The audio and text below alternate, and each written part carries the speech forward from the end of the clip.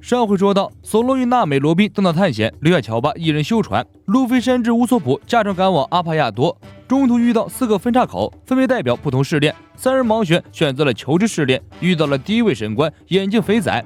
路飞、山治与乌索普动身去找船，自己独自留下来对付眼镜肥仔。然而，拥有心网能力和未知冲击波的眼镜肥仔，在2人单挑中占据绝对优势，把路飞摁在地上一顿摩擦。不过不要急，在路飞摸清敌人的套路之前，总是要吃很多亏，在吃亏中积累经验。一旦对方暴露破绽，就到了路飞绝地反杀的时候了。乌索普和山治趁着眼镜肥仔痛扁路飞的功夫，抓紧时间寻找秃毛乌鸡船。终于在一条运河上看到了缓缓漂流的小船，有了船就可以逃离这里，没必要跟这个肥仔浪费不必要的时间。乌索普呼唤山治去拦截秃毛乌鸡船，眼镜肥仔一脚将一个白球踢出去，白球直直的撞向山治。乌索普和山治都吓了一跳，突然白球连撞2颗路人球，改变了轨迹冲向乌索普。乌索普完全傻了，突如其来的白球攻击让他根本无法反应过来。不过乌索普的运气可不是盖的，白球怼到他的面前，结果是个哑炮，蹦出一朵鲜花之后就没了下文。看来盲盒里确实能开出来好东西。不过路飞3人彻底被眼镜肥仔的球球大作战玩坏了，4人的这片区域被球球充满，避无可避，只要出手必会触碰到白球，从里面开出大奖还是纪念奖全靠运气。乌索普被搞得鼻青脸肿，但他痛定思痛，掏出了自己的一件秘密武器——颤抖吧眼镜肥仔，人们都称我是海贼界首屈一指的发明家，让你见识一下本大爷的新武器。乌索普从小挎包里掏出来一个腰带，锁定了乌鸡船的位置后，乌索普按下腰带开关，腰带中间配出了一条长长的绳索，绳索紧紧绕在一棵大树上，乌索普借由绳索向乌鸡船荡了过去。乌索普算好了角度，一切进展得非常顺利，角度刚刚好，力度刚刚好，风向刚刚好。唯一没有考虑到的因素就是这个腰带绳索太结实了，结实的根本卸不下来。乌索普顺利的荡到了乌鸡船的上方，又顺利的原路荡了回去，像个大摆锤似的在空中荡漾。乌索普一脸生无可恋，路飞抓着藤蔓从乌索普身边经过。哟，乌索普，你也玩得很开心吗？甚至暴揍了路飞和乌索普一顿，决定改变战术，与其花费精力去找船，被眼镜肥仔追着打，倒不如直接把眼镜肥仔干掉。眼镜肥仔用心网侦测到了3人的计划，跳出来一招冲击波，想把3人中看上去最聪明的山治给打倒。另一边祭坛上，6手儿童乔巴失手丢了锤子，锤子不偏不倚，正好落在第一节台阶上，而下面就是云海和空沙群。乔巴哆哆嗦嗦的滑下台阶去拿锤子，果不其然遭到了空沙的攻击。还好船上还有一个保留杀手锏壮胆，那就是白胡子骑士大叔留下来的哨子。曾经乔巴和娜美、乌索普3人为了争夺哨子的使用权争执不休，最后娜美想出了一个对大家都公平的办法，就是把哨子挂在梅利号的桅杆上，谁遇到危险了就可以拿过来吹一下，召唤白胡子骑士大叔。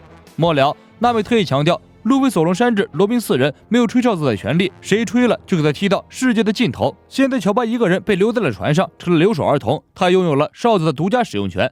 刚好这时第2位神官杀了出来，他是奉命来屠杀祭坛上获得祭品的杀手，神之试炼的胡子哥。乔巴看胡子哥面色不善，一看就不是什么好人，毫不犹豫地吹响了哨子。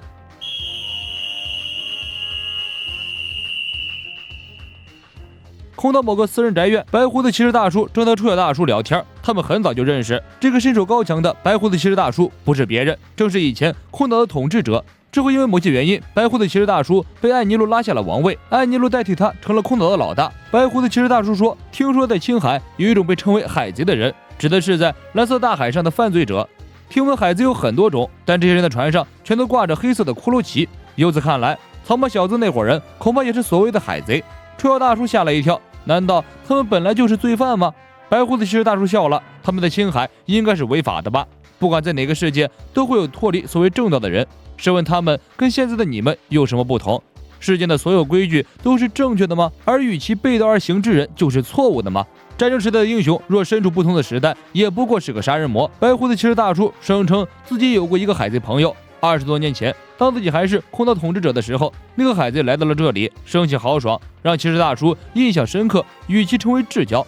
这个海贼何许人也？这是大海贼时代的开拓者，海贼王罗杰。虽然表面上看不出端倪，但空岛已经成为了一个烽火不断的国家。空岛的居民与通称为游击队的山迪亚一族常年战火不断，山迪亚人至今仍向艾尼路挑战。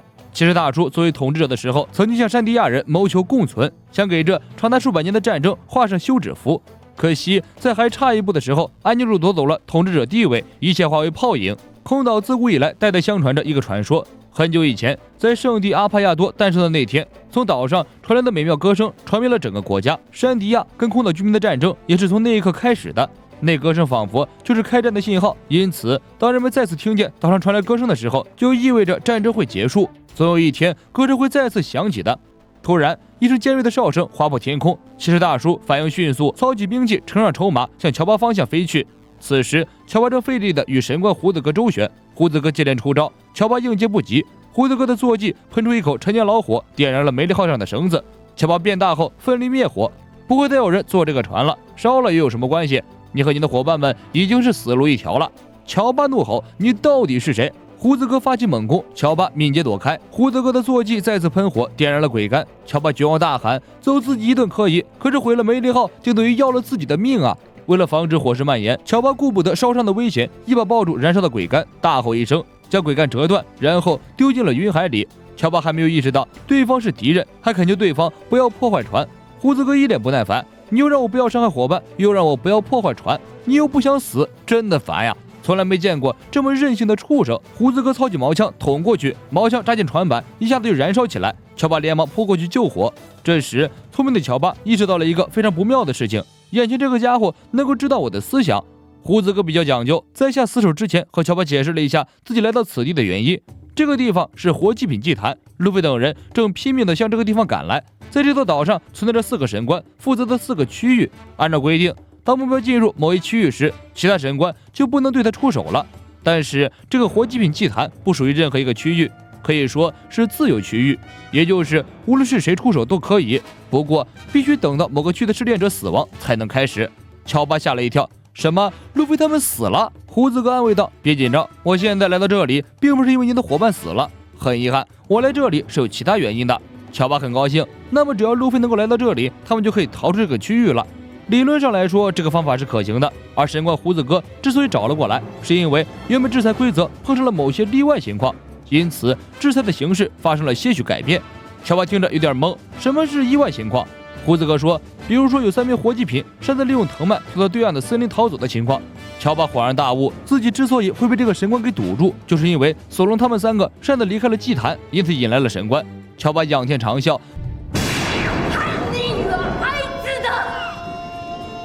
胡子哥冷冷地说：“逃跑者的罪行必须要有人以死来抵债，你就乖乖把命献出来吧。”胡子哥操起身后的毛枪，乔巴出拳迎战。胡子哥一枪扎进乔巴的肩膀，接着一只手掐住乔巴的脖子，一只手举起尖锐的毛枪。去死吧！